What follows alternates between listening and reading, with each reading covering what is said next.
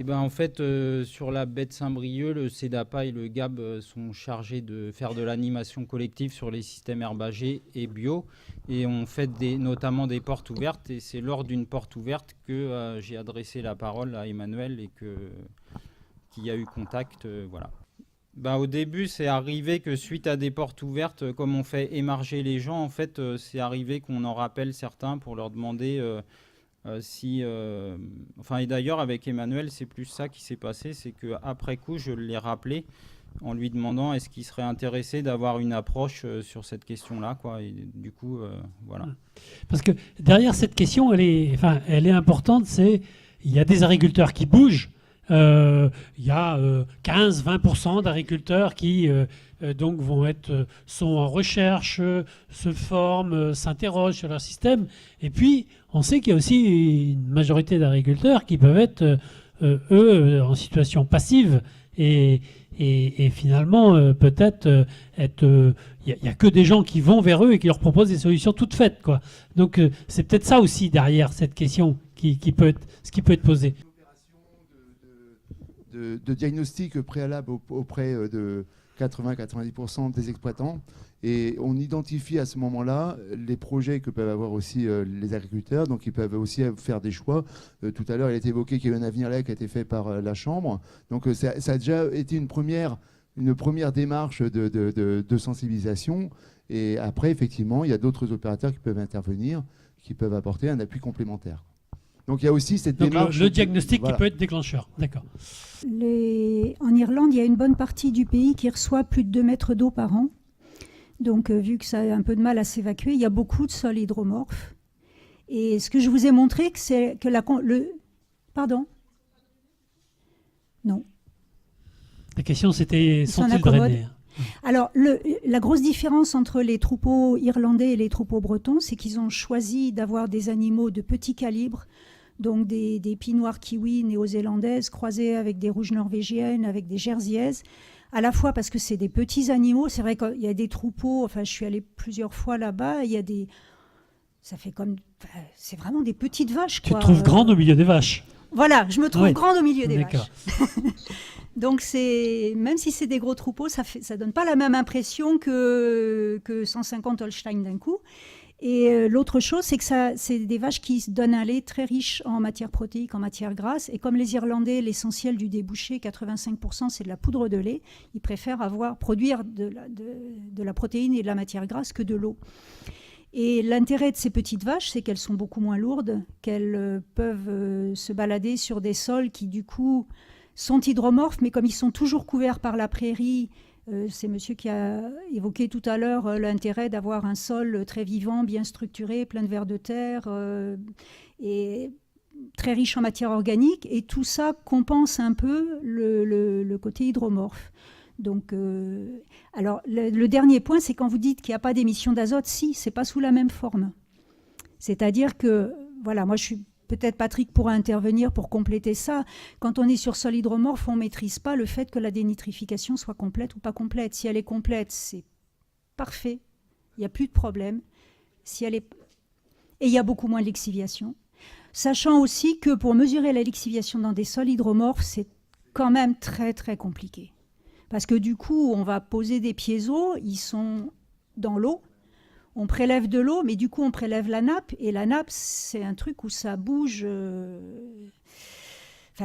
L'eau qui arrive, l'eau chargée de nitrate qui arrive, va tout de suite se diluer dans une grosse masse. On ne sait pas très bien ce qu'on mesure. C'est aussi le problème des papiers hollandais, par exemple, où c'est très compliqué sur le plan méthodologique de savoir exactement ce qui lessive. En fait, aujourd'hui, le CEDAPA intervient quasiment que sur les Côtes d'Armor et juste un peu sur le territoire de Morlaix, et le plan algues vertes du Doron. Quelles sont les pistes ? En fait, c'est une vraie question. On nous renvoie tout le temps ce truc-là sur les systèmes herbagés. En système herbagé, on va manquer de stock, etc. Et en fait, il y a une part qui est de dire si j'ai pas 6 mois de maïs sous une bâche, ça va pas le faire. Il y a une part de ça qui est du coup un peu une vraie peur pas justifiée, mais il y a quelque chose qui est justifié, c'est que les systèmes herbagés, une année de sécheresse, ils vont manquer de stock. C'est une réalité.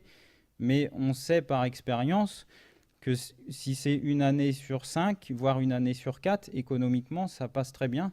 Enfin, je veux dire, ça fait partie d'un risque comme dans un autre système, on va avoir un risque d'avoir un coût de concentré énorme. Ben voilà, c'est un risque qu'il faut prendre en compte dans la démarche. Mais comment les agriculteurs en viennent à accepter ce risque, cette prise de risque? J'aurais bien complété la réponse avec un autre point, c'est que quand les gens décident de passer en système herbagé ou des herbagers qui décident de passer en bio et qui ont ce problème de sécurité fourragère, il y en a qui désintensifient leur système, c'est-à-dire celui où 4 années sur 5, il est obligé d'acheter du maïs. Le jour où il passe en bio, il faut acheter du maïs bio, ça ne le fait plus du tout. Et donc, il diminue ou il change de troupeau. Là, enfin, je pense à un cas particulier où il y a une cohérence de système qui fait qu'on n'est pas obligé de se faire mal et de rester en insécurité fourragère de force, quoi. Il y a rien qui est une donnée biblique. Mais en fait, ce que je voulais dire aussi par rapport à ça, c'est que c'est un vrai frein au changement de système, cette peur-là. Et moi, ou ce risque-là, je le balaye pas d'un revers de main, quoi. C'est-à-dire que je le prends en compte. Je dis aux éleveurs, effectivement, si tu fais tel ou tel choix, tu risques une année très sèche de manquer de fourrage. Enfin voilà. Dans le cas d'Emmanuel, par exemple, on est sur un niveau de chargement à 1,5 UGB par hectare en système quasiment toute herbe. Le potentiel de sol permet de faire ça, enfin voilà, y compris en 2013 quand il n'y avait plus d'herbe nulle part, il y en avait encore chez lui. Mais voilà, il sait là en passant en bio qu'il risque de devoir acheter du fourrage. Mais c'est intégré après au niveau économique. Ce que j'entends là chez toi, c'est qu'il n'y a pas qu'une solution technique à ça, mais il y a aussi une approche un peu psychologique de la gestion de cette peur, la gestion de sa peur par rapport au risque de sécheresse ou autre, quoi. Oui, c'est ça. Puis le système, il est en évolution. Donc là, on arrive en ce moment sur un système qui va être quasiment toute herbe avec un niveau de chargement élevé. Mais dans 2 ans, le lait sera payé en bio, etc. Peut-être qu'il fera le choix de réduire à nouveau son nombre de vaches, d'être plus cool, entre guillemets, au niveau technique. Enfin voilà, mais ça, je ne peux pas, moi, le dire tout de suite. Aujourd'hui, c'est lui qui fera ces choix-là, quoi.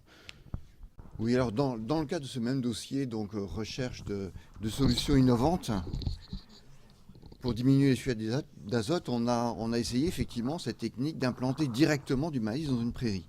Et pendant 3 années, on a essayé à Trévarez avec différents systèmes, destruction partielle, légère destruction chimique de la prairie, implantation du maïs.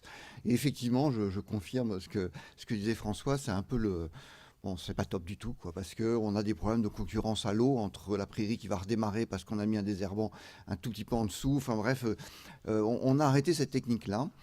Par contre, on repart. Là, on est en train de finir. Alors, vous aurez dans le document qui est à la disposition de tout le monde, vous avez donc un compte-rendu qui est donc, entre autres, dans tous les essais qu'on a fait, dans tous les comptes-rendus qu'il y a là, c'est un compte-rendu d'implantation de maïs par strip-till. Le strip-till, c'est un outil qui, pour faire simple, travaille sur le rang et donc permet d'implanter en semi-direct, en fait, en quelque sorte, avec un petit travail du sol devant, du maïs, entre autres dans une prairie. Et donc ça laisse la prairie et ça gratouille sur quelques centimètres, c'est ça? Ça fait un petit peu plus que gratouiller, ouais. Parce que si on gratouille, c'est pas top la solution, mais voilà, c'est ça. Ça travaille. Donc on détruit chimiquement la prairie, et puis par contre, sans la retourner et sans travailler le sol, on va implanter donc par bande, en fait, les bandes de maïs à 75 classiques, quoi, et donc on implante le maïs. Donc là, on a 2 années d'essai et on va recommencer avec un nouveau type de strip-till, parce qu'il existe des nouveaux types de strip-till avec donc un petit travail du sol en surface, parce qu'on se rend compte qu'il y a quand même un problème de contact entre la prairie qui est truffée, le contact se fait pas bien entre la graine et la prairie quand elle n'est pas déstructurée, si vous voulez, parce que la prairie reste, le sol de la prairie reste bloqué par les racines. Or, il faut que le contact entre la graine et le sol, il y a des agriculteurs qui diront pas le contraire, soit impeccable. Et quand ce contact ne se fait pas, eh bien, on se retrouve avec des manques à l'élever, les oiseaux qui s'en donnent à corps joie, etc., etc. Donc là, on est en train de travailler sur fraiser juste sur le rang pour pouvoir avoir un meilleur contact entre la graine et le sol, mais toujours par un système de strip-till, c'est-à-dire sans détruire l'ensemble, enfin, mécaniquement l'ensemble de la prairie. Je voulais juste Françoise. rajouter un tout petit mot. Quand il s'agit de retourner la prairie pour mettre à la place une céréale ou un maïs, on comprend qu'il faut retourner la prairie. Il y a des gens qui retournent les prairies pour refaire une prairie. Et donc là, pour le coup, on peut espérer qu'il y aurait un plan B qui est de pérenniser des prairies et d'arriver à les maintenir productives avec un bon équilibre entre graminées et légumineuses. Donc on ne sait pas trop faire, mais c'était pour vous informer qu'il y a un programme qui a démarré l'année dernière, un programme régional Bretagne-Pays de Loire qui s'intéresse à cette thématique-là avec un réseau d'agriculteurs du RAD et des CIVAM. Magali Grand du bassin rennais, je travaille notamment sur le captage prioritaire des drains. Je voulais juste apporter un petit témoignage par rapport à ce qui a été présenté sur les JPE, UGB par hectare et par an. On a essayé de travailler sur cette thématique-là, sur le secteur des drains avec les agriculteurs. Et c'est effectivement extrêmement... Enfin, on se rend compte que pour la qualité de l'eau, c'est très important de travailler sur cette problématique-là, du pâturage, enfin, du surpâturage sur les parcelles. Et la solution, enfin il y a différentes solutions, on peut diminuer le nombre d'animaux, ce qui est assez difficile à entendre pour les agriculteurs, ou travailler sur le foncier pour réorganiser les parcellaires. Et voilà, je vais simplement témoigner que c'est effectivement sur cette thématique-là qu'il y a un travail qui est à faire, qui n'est pas forcément évident ni d'un point de vue social pour les agriculteurs, ni d'un point de vue réglementaire, et qui a certainement aussi quelque chose de collectif à travailler sur la réorganisation foncière par rapport au pâturage. Oui, donc dans les différentes modalités de ces travaux, donc par rapport de comparer une destruction mécanique classique labour à une implantation du maïs par striptile, on a essayé tout simplement un travail de passer un rotavator sur quelques centimètres, donc casser la prairie par rotavator et puis après implanter le maïs. Alors qu'est-ce qu'on se rend compte au niveau de la minéralisation du sol? En fait, ça provoque un pic de minéralisation assez important, le travail du sol par rotavator. Et on a une... Qu'est-ce qu'il y a? Donc c'est apparemment une autre technique. Ah, c'est une autre technique alors. Voilà, ne mélange pas. Pardon. Voilà. Donc ça veut dire qu'on coupe juste les cheveux à 2 cm sous le sol. Bon, alors là, par contre, ça, j'ai pas de référence par rapport à ça. Bon. Donc c'est pratiqué sur le bassin versant de la Seiche? Non?